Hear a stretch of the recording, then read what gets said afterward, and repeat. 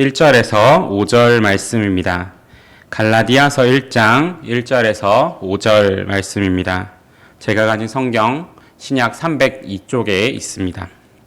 갈라디아서 1장 1절에서 5절 말씀입니다. 다 찾으신 줄 알고 제가 봉독하도록 하겠습니다. 사람들에게서 난 것도 아니요 사람으로 말미암은 것도 아니요 오직 예수 그리스도와 그를 죽은 자 가운데서 살리신 하나님 아버지로 말미암아 사도된 바울은 함께 있는 모든 형제와 더불어 갈라디아 여러 교회들에게 우리 하나님 아버지와 주 예수 그리스도로부터 은혜와 평강이 있기를 원하노라. 그리스도께서 하나님 곧 우리 아버지의 뜻을 따라 이 악한 세대에서 우리를 건지시려고 우리 죄를 대속하기 위하여 자기 몸을 주셨으니 영광이 그에게 세세토록 있을지어다. 아멘. 오늘 본문에서 바울은 갈라디아서를 시작하면서 자신의 사도권을 변호하면서 갈라디아서를 시작하고 있습니다. 바울의 서신들 중에서는 자신의 사도권을 변호하는 서신이 있는가 하면은 그렇지 않은 서신들도 있습니다. 그 차이는 바울이 자신의 사도권을 의심하면서 공격을 하는 그 지역을 향한 서신에서는 자신의 사도권을 변호하면서 그 서신을 이야기하고 있고, 그렇지 않은 곳에서는 그 서신의 내용 자체에 집중을 하고 있는 것입니다. 그런 의미에서 갈라디아서는 특히 이런 공격이 심했던 지역이라고 할 수가 있습니다. 갈라디아 지방에 있는 여러 교회들에는 바울이 복음을 전하고 떠난 후에 다른 교사들이, 다른 복음을 전하는 자들이 와서 바울의 사도성 그리고 사도권을 두고 공격을 하고, 그로 인해서 바울이 전한 복음 말고 우리가 전하는 그 복음을 믿어라 라고 이야기하면서 그 교회들을 흔들어 놓는 상황이 있었습니다. 그래서 그 대적들로부터 이제 바울의 복음을 지키기 위해서 바울은 오늘 내가 하나님 아버지로부터 보냄을 받았고 내가 그 사도권을 가지고 있으니 내가 가진 복음을 의심하지 말고 그 복음 위에 굳게 서서 그 복음을 붙들어라 라고 이야기하는 의미에서 바울은 오늘 사도권을 변호하고 있습니다. 바울이 전하는 복음을 공격하는 그 대적들은 기독교의 구원은 예수 그리스도에 더하여서 할례와 율법들을 지킴으로써 가능해진다라고 가르쳤습니다. 그리고 바울이 전한 그 복음을 깎아내리고 자신이 전하는 그 복음을 받아들이게 하기 위하여서 이렇게 이야기합니다. 바울 그 사람 사실은 사도가 아니야. 바울은 복음을 전할 수 있는 권리도 없고 그런 권한도 없고 아무런 근거도 없는, 지금으로 말하면은 목사 한 수도 안 받고 신학교도 안 나온 사람이 지금 너희들에게 복음을 전한 것이다 라고 이야기합니다. 심지어 그 사람은 스스로 사도라고 주장한다. 그 사람은 다른 사람으로부터가 아니라 스스로 사도라고 주장하는 사기꾼이다 라고까지 그렇게 전했습니다. 사실 바울은 당시 사도라고 불렸던 사람들과는 조금 차이가 있습니다. 당시 사도로 불렸던 사람은 두 가지의 종류가 있습니다. 첫 번째는 우리가 흔히 알고 있듯이 예수님으로부터 임명을 받고 그리고 예수님으로부터 가르침을 받고 부활하신 그 주님을 만나고 부활하신 그 주님으로부터 보냄을 받은 그 사도들, 우리가 아는 그 사도들이 있습니다. 그리고 다른 사도들은 교회로부터 선출을 했고 그리고 추천을 다른 사도로부터, 다른 동역자들로부터 추천을 받아서 교회에 의해서 보냄을 받은 그 사도들이 있습니다. 그런데 사람들이 생각하기에 바울은 첫 번째 영역에 속하는 예수 그리스도로부터 가르침을 받고 그 부활하신 주님을 만나고 그리고 그 부활하신 주님으로부터 보냄을 받은 사도들도 아닌 것 같고, 그렇다고 해서 교회로부터 사람들에 의해서 추천을 받고 선출되어서 보냄을 받은 사도도 아니었습니다. 그렇기 때문에 사도 바울을 향한 끊임없는 공격에는 너가 과연 사도냐라는 질문이 항상 있었던 것입니다. 사도라는 호칭은 예수님이 직접 그 자신의 복음을 전할 수 있는 권한을 부여한 사람들을 가리킵니다. 그렇기 때문에 사도 바울은 복음을 전할 수 있는 근거가 나에게 있느냐, 없느냐. 내가 지금 복음을 전할 수 있는 권위를 받았느냐, 못 받았느냐의 문제가 아주 중요하게 다가왔던 것입니다. 그런데 사도 바울은 자신의 사도권을 이야기하면서 어떻게 이야기합니까? 항상 자신의 사도권을 이야기할 때 담대하게 나는 그리스도로부터 보냄을 받은 사도다라고 이야기를 합니다. 사도 바울이 그렇게 이야기하는 근거가 있습니다. 사도 바울은 다메섹 도상에서 주님을 만나게 됩니다. 그리고 거기로부터 예수 그리스도에게 가르침을 받습니다. 우리가 유대인들이 그토록 기다려왔던 메시아가 바로 나 예수 그리스도다라는 가르침을 받게 됩니다. 그리고 나서 예수 그리스도 하나님으로부터 보내심을 받습니다. 사도행전 9장 15절을 한번 같이 읽어보겠습니다. 시작. 주께서 이르시되 가라, 이 사람은 내 이름을 이방인들과 임금들과 이스라엘 자손들에게 전하기 위하여 택한 나의 그릇이라. 아멘. 눈이 먼 바울, 예수 그리스도를 만나고 눈이 먼 바울을 위하여, 그리고 바울에게 안수하라라고 하나님이 아나니아에게 나타나셔서 이야기하셨을 때 아나니아가 이렇게 이야기합니다. 그 사람은 그리스도인들은 핍박하는 사람입니다. 지금도 여기 와가지고 지금도 여기서 그리스도인들을 다 잡아갈지도 모르는 사람입니다. 왜 그런 사람에게 안수를 해야 합니까? 라고 했을 때 주님이 하신 말씀이 바로 이것입니다.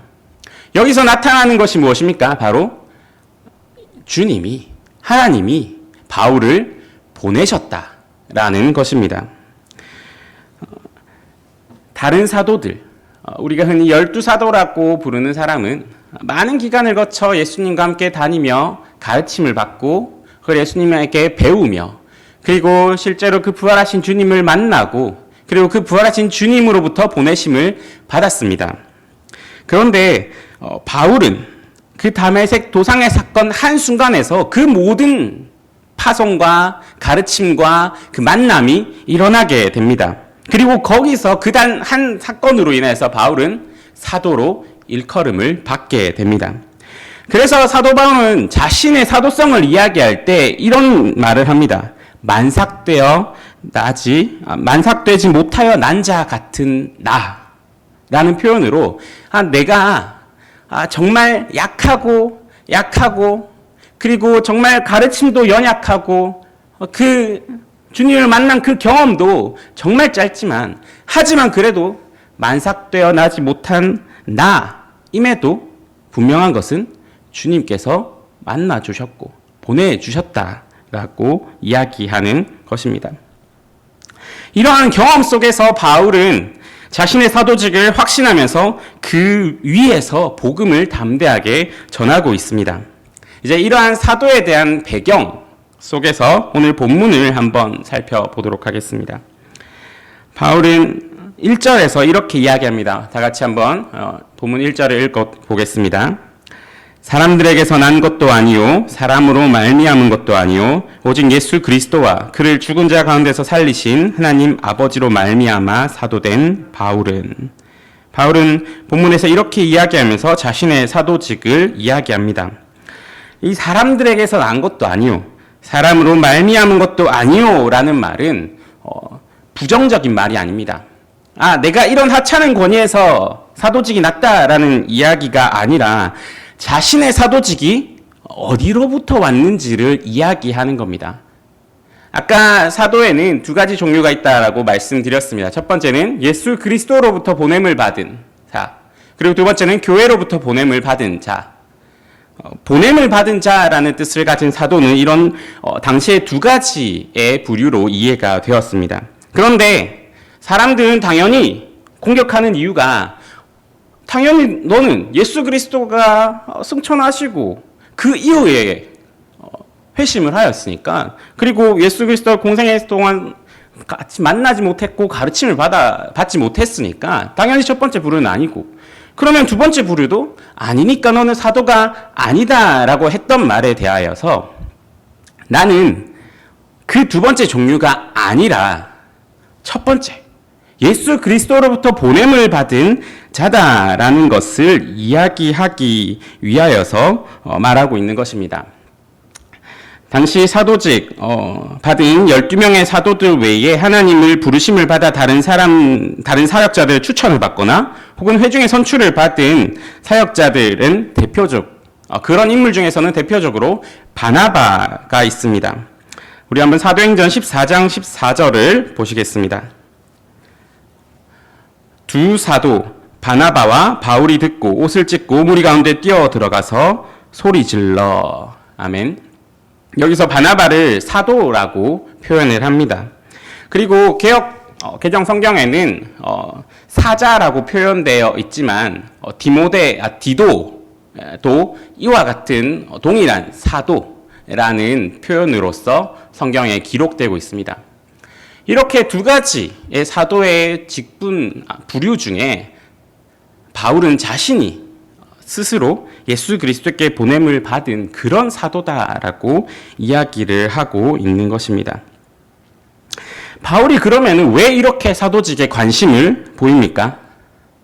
우리는 삶을 살아가다가 어떤 한 사람이 특별히 정말로 어느 한 곳에 목을 매거나 정말로 집착을 하는 경우를 가끔 보게 됩니다. 그리고 그 내부를 가만히 살펴보면은 그 이유에는 자신만의 정말 중요한 원인이나 이유가 있다라는 것을 알 수 있습니다. 그리고 대부분 세상에서의 그런 일들에는 그것이 어떤 유익을 가져다 주거나 그것이 나에게 정말로 명예로운 일이거나 그것이 나에게 있어서 정말로 나를 높여주는 일이 될 때 그런 모습들을 보이게 됩니다.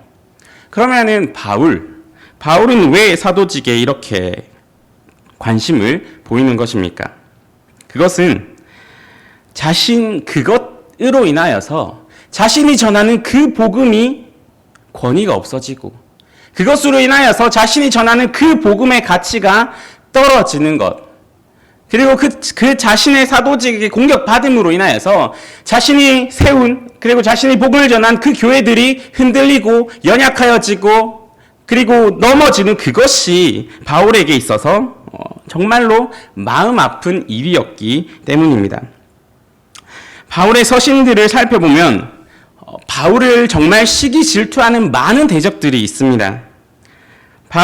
그들은 항상 바울을 질투하면서 공격할 때 바울이 전한 복음, 바울이 전할 수 있는 그 복음의 권한을 가진 사도직을 가지고 항상 공격을 했습니다.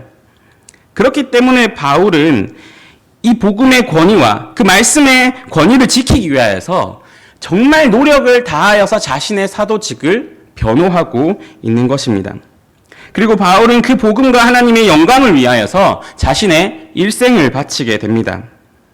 우리를 죄악에서 건지시고 우리의 죄를 대속하기 위하여서 십자가에 달리신 그 은혜와 사랑 때문에 바울은 이제 남은 생을 새 생명을 가진 자로서 살아가는 것입니다. 바울이 자기가 전한 이 복음을 지키기 위해서 한 이 노력들을 한번 생각해 봅시다. 그리고 우리의 삶을 한번 돌아봅시다. 현대를 살고 있는 우리는 바울과 같은 사도는 아닙니다. 하지만 한 가지 공통점이 있습니다. 그것은 바로 우리가 복음을 맡은 자라는 것입니다. 우리는 복음을 맡았고 그리고 그 복음을 전할 사명을 가지고 있는 사람들입니다. 그리고 바울의 경우와 똑같이 우리의 말, 행동, 우리의 삶의 모습 하나하나가 우리가 전하는 그리고 우리가 가지고 있는 이 복음의 권위를 결정하게 됩니다. 우리가 가진 복음의 권위를 위해서 우리는 마땅히 거룩해야 하며 우리는 마땅히 겸손해야 하며 우리는 마땅히 그리스도의 사랑을 품어야 합니다. 바울이 한 이 노력을 보십시오. 스스로 좋은 세상의 것들을 다 포기하고 자신이 이때까지 쌓아온 것들을 모두 배설물로 여기고 고난을 받고 죽음에 처할 위기도 넘기고 감옥에도 갇히고 이런 것들 속에서 그 바울이 기뻐한다라고 했던, 그리고 그 노력, 그런 어려운 가운데서도 끝까지, 그 공격들 속에서도 끝까지 자신의 사도직을 변호했던 그 복음이 가치 없는 것이 되지 않기 위하여서, 자신이 그 전한 복음이 의미가 없는 것이 되지 않기 위하여서 한 사도 바울의 노력을 한번 생각해 봅시다. 그리고 우리가 가진 복음, 우리가 전하는 그 복음을 위하여서 지금 우리는 얼마나 많은 노력들과, 그리고 그 복음이 정말로 그 복음이 세상에 밝게 빛을 비추게 하기 위하여서, 혹은 그 복음이 다른 사람들로 하여금 이것이 정말 저 사람의 삶을, 그리고 저 사람의 말을, 저 사람의 행동을 보니까 이것이 정말 복음이구나.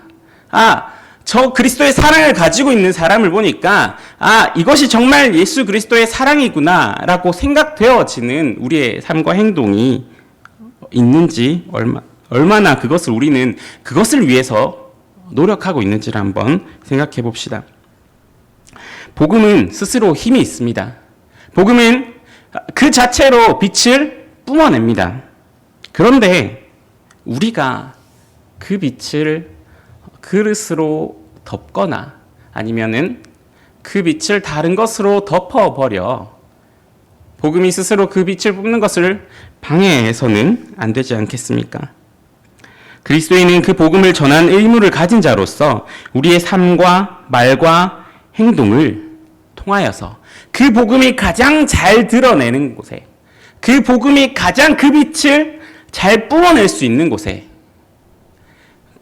놔두어서 그 복음이 스스로 빛을 뿜게 하고, 그리고 그 빛으로 다른 사람들을 주님께로 인도할 의무와 그리고 사명을 가지고 있는 사람들입니다.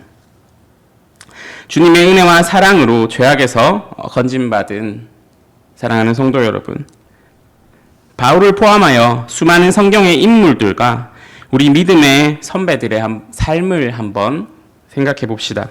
그 복음의 전달을 위하여서, 그리고 그 복음의 빛이 정말로 환하게 비추게 하기 위하여서 그리스도의 십자가 아래 자신의 정욕과 탐욕과 죄악된 본성을 죽이고 겸손과 거룩으로 살아간 그 삶을 한번 생각해 봅시다.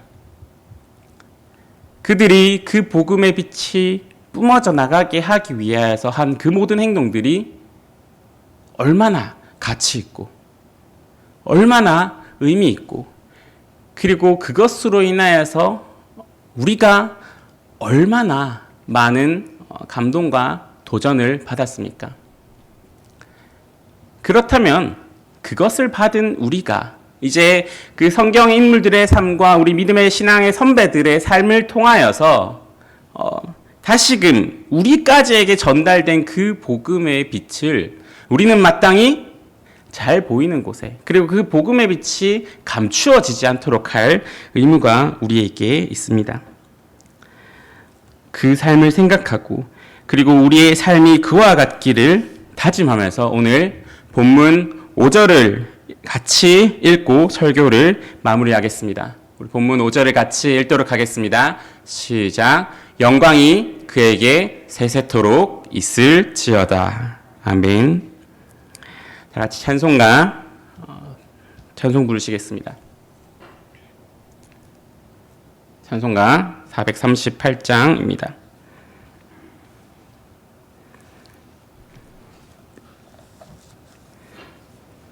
찬송가 438장입니다.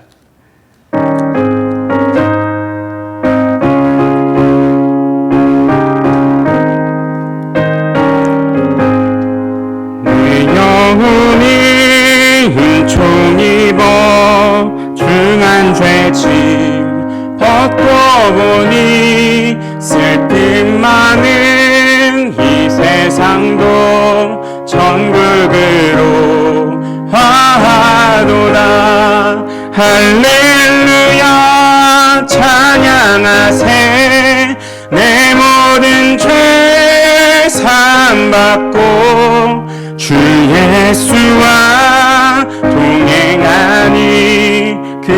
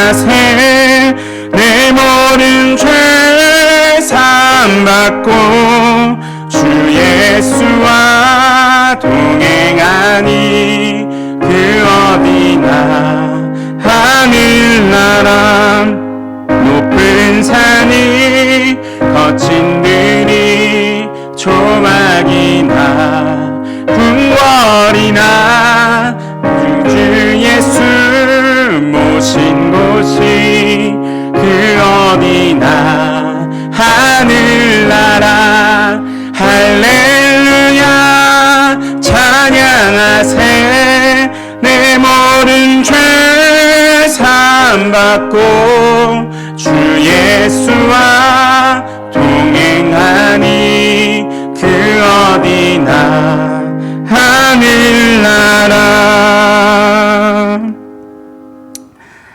이 시간 다 같이 마음을 합하여 기도하도록 하겠습니다. 가장 먼저 직분자를 위하여 기도하도록 하겠습니다. 주님께서 교회를